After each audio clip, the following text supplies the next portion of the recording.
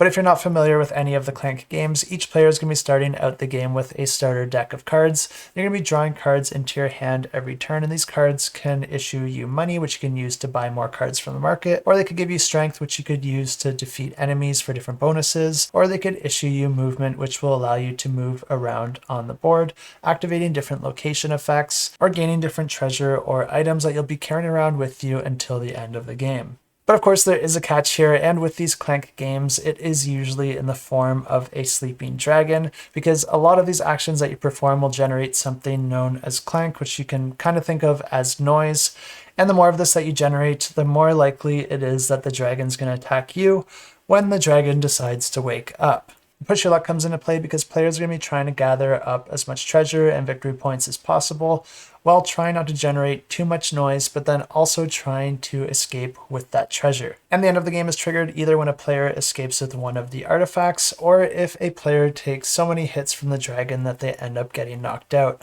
At either of those points, every other player is going to have one final turn to try and escape the dungeon, and then players are going to be adding up their victory points, gaining bonuses if they're able to escape the dungeon, and the player with the most victory points wins the game. And of course the legacy version of this game is going to be adding some additional elements, and there is already a legacy version that you can go and purchase now, and that is Acquisitions Incorporated. And the legacy version of this game is primarily competitive, just like those original Clank games, but this new sequel is also going to be adding a cooperative mode. But something that I think is really interesting about the legacy versions of Clank is that rather than having the same endgame triggers for every single game, you're actually going to be playing through a campaign with different missions that can have different goals and endgame triggers that vary from game to game. Not only that, but the campaign can also go down some different branching paths depending on the decisions that either individual players make or that the players make as a whole from within a game. Players will be jumping between two different worlds as they progress throughout the campaign. There is the underworld and then there is the overworld, and each of these is going to be printed on one side of a double-sided board,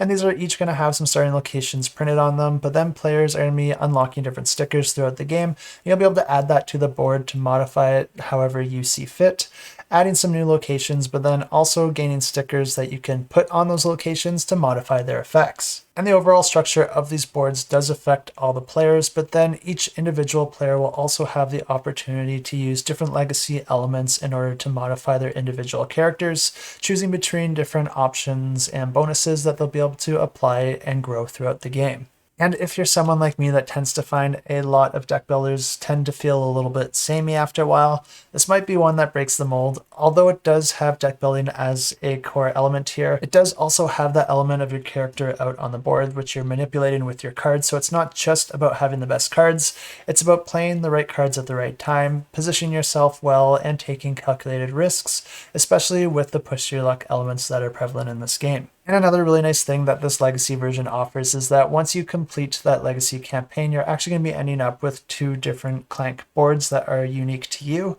and you can just go ahead and apply regular Clank rules to play regular Clank on those boards. So once you've completed the legacy campaign, you don't have to throw all the work that you did out. You can just actually continue to play it as if it was just a normal non-legacy version of Clank. Really awesome stuff here, and if you are interested to check it out, I do have links in the description below.